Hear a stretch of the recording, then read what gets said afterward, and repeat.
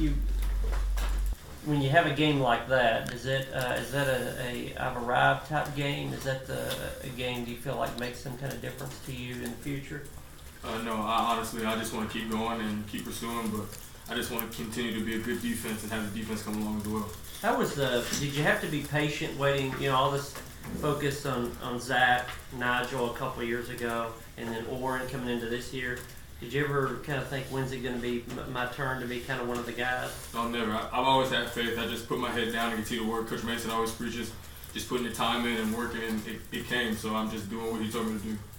Brian, is he a guy that guys in the defensive meeting room have been talking about for a couple of years? Like, wait till he gets his turn?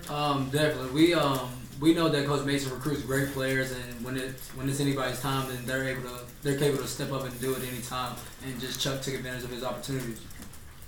Ryan, when Coach Mason was in here, he's a little hoarse. He said a lot of yelling this morning. Did y'all deserve that? You had a pretty big win the other night. You said like maybe he was angry. I mean, he's gonna coach us no matter what. Like we win, lose, no matter what it is. He's gonna make sure he's coaching us hard. Make sure he's holding us to our standard that he knows that we're capable of doing. Charles, pass rush had been part of what you guys did as a team. Did you sense any maybe surprise in the middle of what you guys threw at them when you were out there? No, we expected it. We expected it. The DBs expected it. The offense expected it. The defense expected it. It was just a team thing. Coach Mason preached on it. He doesn't like being last in any type of category, and he wanted us to be held to a higher standard. So that's what we did. We just went after the guy after the quarterback. Did you sense that you guys had been frustrated? Because it seemed like there was somebody or two somebodies in the backfield just about every play. I think an offense is always going to be frustrated when you can't get the ball off. The coverage is doing a good job, staying on the man, holding there so that the line can get there. Brian, understanding the 24-hour rule, how much did you guys enjoy 0 for 12 on third down from those guys on Sunday? Anytime you can hold an offense to 0 first downs on third down is like a big accomplishment. But at the same time, like we said, we just trying to get on to the next game. We gotta do it back to back. Let's see if we can do it again. Charles, when Coach Mason is that fired up for practice this morning, do you buy that he's really dissatisfied as big of a win as y'all had? I don't think he's dissatisfied. I think he just wants more. He always says there's more meat on the bone. So, he's just trying to fire us up and get us ready for our next opponent, whether that be Alabama A&M, Florida, or Alabama. Ryan, what was the feedback you guys got in the meeting room? That's not an easy bunch of receivers to cover. How did you guys feel, and how did your coaches feel about the job you did covering them?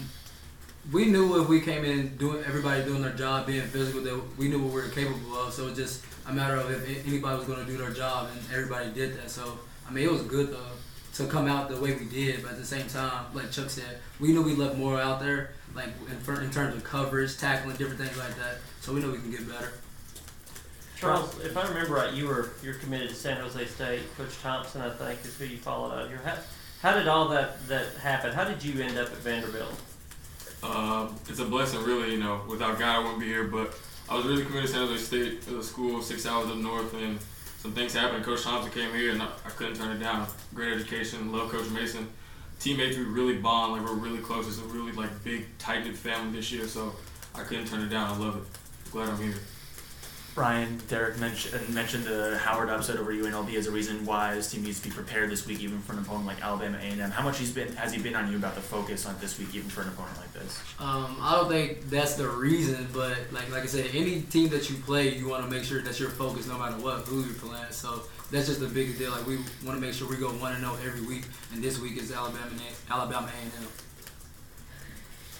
Any worry about lack of focus? Middle's kind of a neighborhood rival, A&M FCS team, and then next week, I know you don't look ahead at the schedule, but there's a couple of ranked teams up ahead real closely. Any focus or any reminders to teammates we got to pay attention this week? No, there's no worry.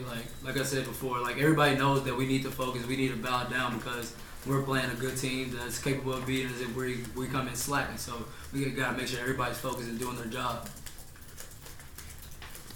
How do you get your team motivated, though? It's one thing to be playing Alabama or Kansas State and saying, I'm going to be focused, but then when you go with someone who is much lower ranked, do you get fired up for this?